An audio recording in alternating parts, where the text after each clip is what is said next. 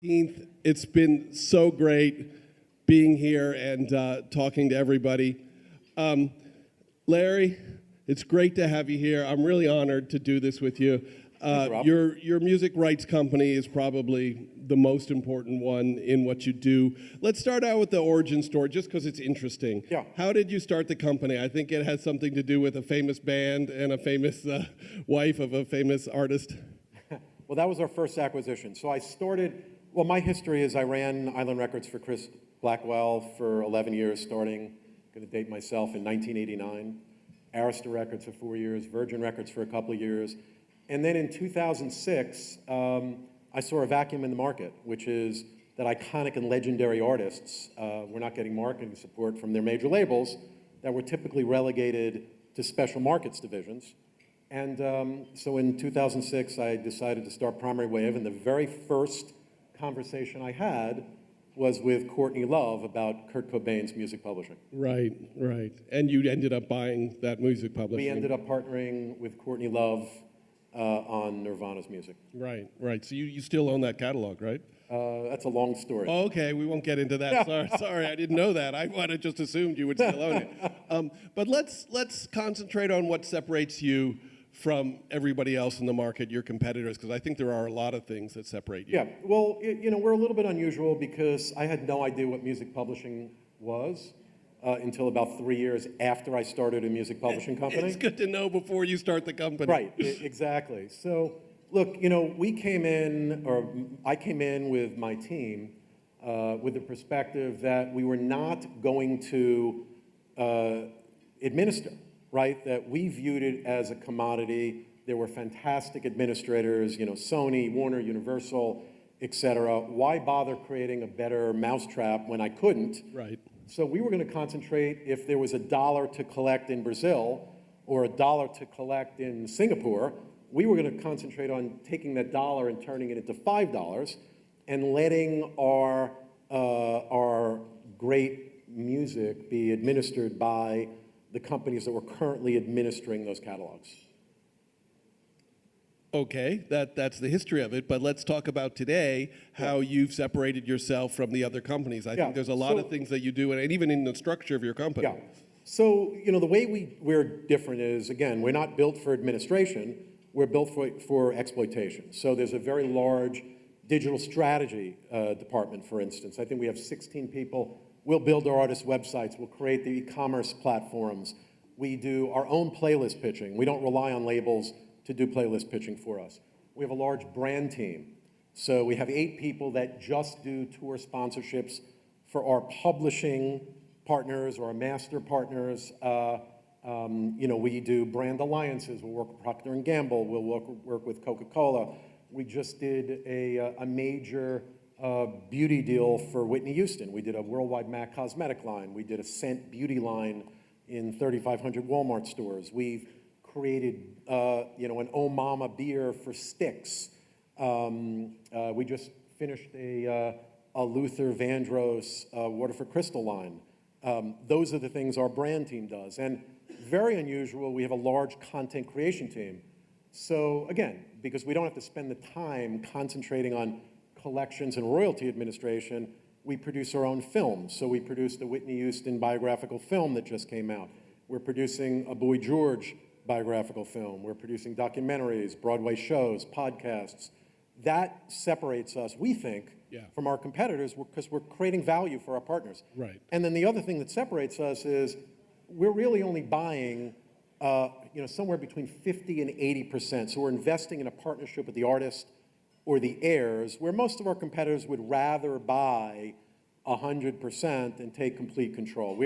We always subrogate ourselves to the artist and the heir's wishes. Right, and that is a crucial difference between you and your competitors.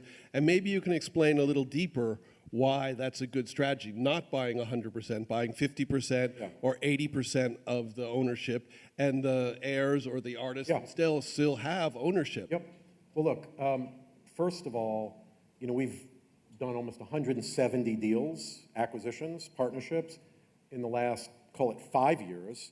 And frankly, the reason is that when you're able to own Prince, when you're able to own Bob Marley and James Brown and Stevie Nicks and Smokey Robinson and The Doors and Talking Heads, it attracts other artists. Artists are attracted to other stars.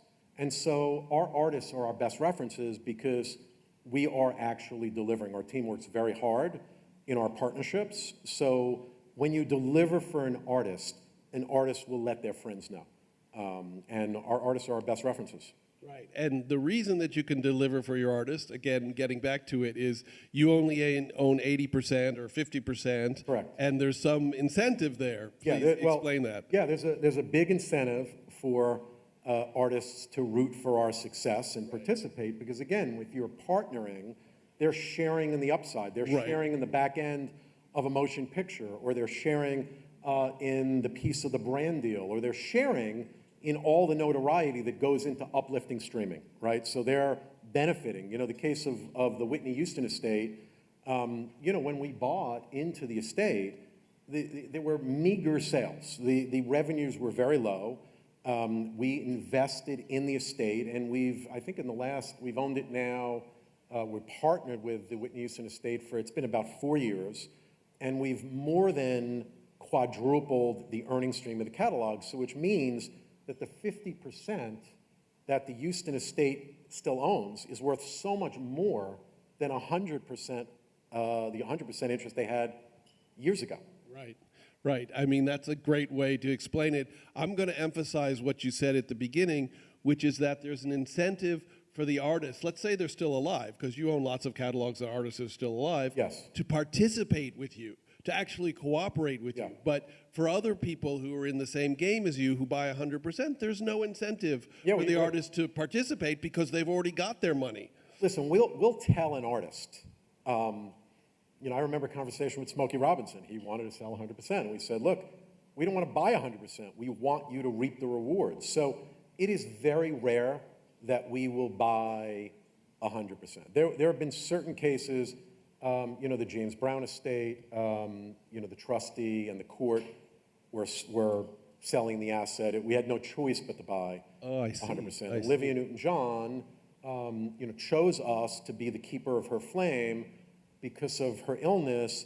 She wanted to set up her estate. She didn't want her husband and her daughter having to manage music assets. So there are certain times where we will do that, but we're still partnering. We still talk, to her manager, her lawyer, her husband, and we view it as a partnership. Right, absolutely. But I mean, I'm just going to go back to it one more time because I think it's so important, and it's so great that you do it this way, that the artist participates with you, and there are certain artists, we don't have to name them, who maybe don't want to participate, and therefore you don't even want to acquire their rights, even though the rights may be very valuable. Look, there are some fantastic artists out there that we would love to do deals with. But if we can't add value, there really is no point in us being partners with an artist because, our brand team will be out there, our digital team will be out there, we'll try to create content, and if they don't want to have that content or those brand opportunities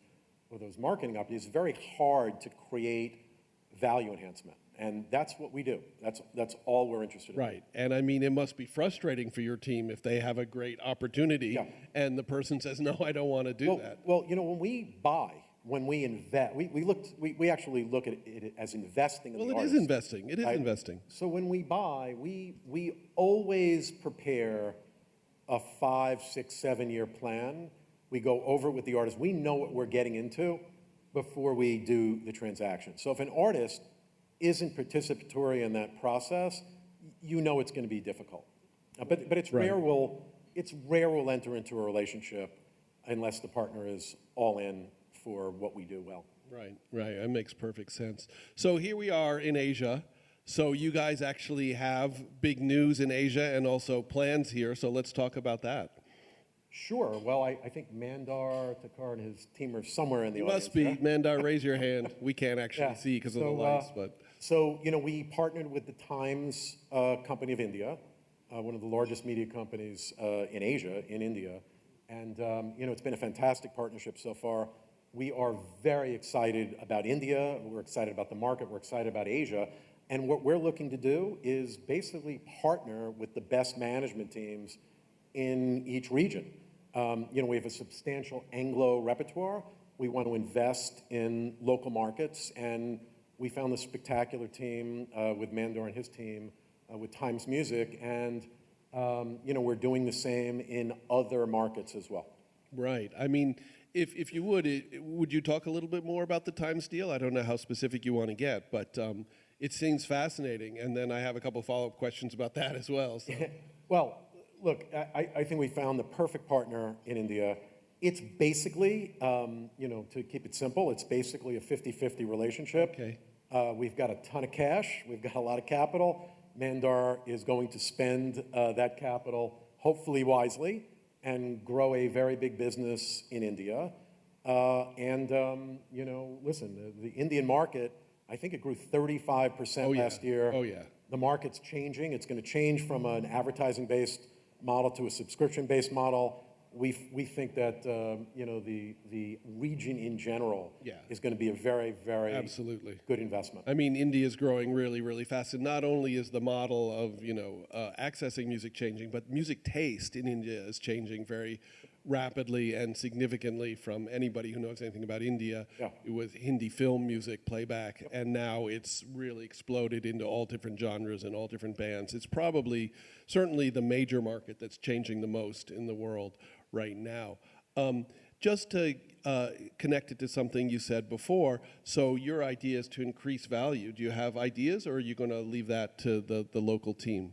One thing I know, or we know as a company, we know we don't know. Right. And I am not an expert in the Indian market. But, look, we think we've been good talent evaluators, right? Because, we concentrate on icons and legends. So it's easier for me to know what has been a hit and what you can make a hit again and what we can create and remix and market on icons than you can on new music, right? It's a little bit more speculative. Yeah. I'm going to leave that to Mandar and his team. Right, sure.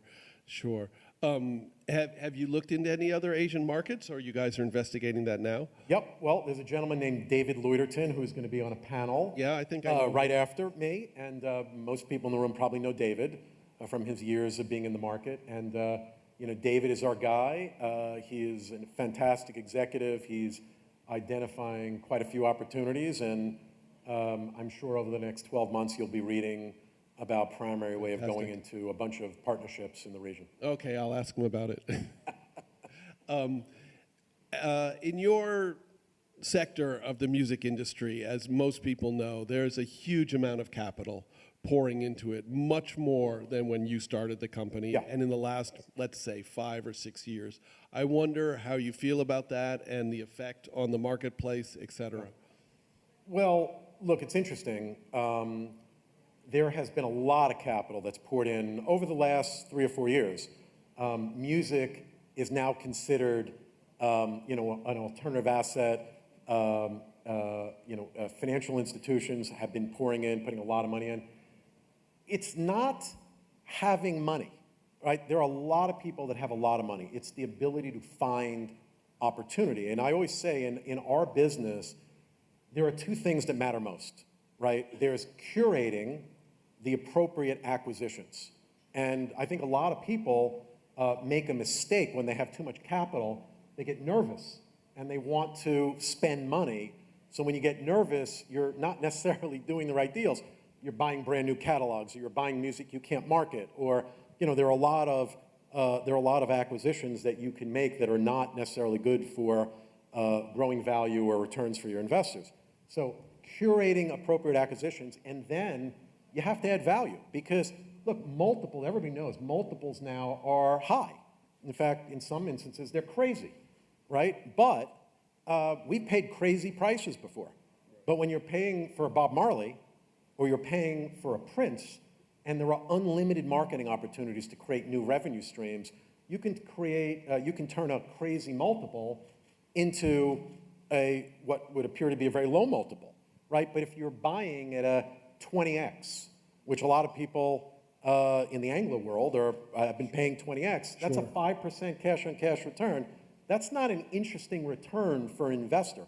or an institutional investor. So unless you can take that acquisition and increase the earnings twofold or threefold, right, you're basically cutting coupons and hoping that the earnings stream goes up. We don't do that. If we're buying, we're making sure that we can commercially market, brand, and create value, because you can't pay those prices unless you can create. Right, right. I'm just going to push this a little bit further because I'm interested.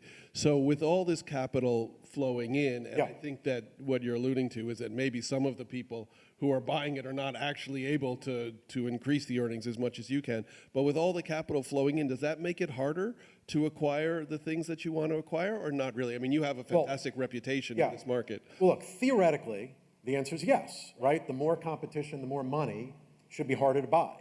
We don't typically participate in auctions, right? We'll tell an artist, look, if you want to go and shop and you want to create an auction process, we're not the right company. We're the company, if you want a partnership, if you want to enhance your legacy, if you want to grow your income stream, then we're the company to do it with. And by the way, we've been doing it for 17 years. Right. Right? It's not a lot of our competitors came in the market 2 years ago, 3 years ago, 4 years ago. The track record isn't the same as our track record. And so, you know, it makes it a little bit more difficult when there's a lot of money in the marketplace. But again, I would say, you know, and I'd ask Bill Cisneros is here, our head of investment management. I think we have, you know, somewhere along the lines of $800 million worth of acquisitions in the pipeline. Finding deals has never been our problem. We have always had, you know, we have well over $3 billion of assets in the company now. We just haven't had an issue with acquiring. Right, the key is finding the right opportunities and exploitation. Right, right. We only have a little bit of time. I still have a lot of questions. I'm just going to ask you one more question on this particular front. So do you feel like there were deals that you had to turn down? And I don't mean because they weren't, you know, going to partner with you or something like that, but just for other reasons? Well, we turn deals down for a couple of reasons. A, and I'm you know, I'm going to probably get a lot of flack for this, but you're a strong guy. We can't buy country music, right? Of 170 acquisitions we've made in the last 5 years, one was a country catalog. And the reason we bought it was the artist came to us.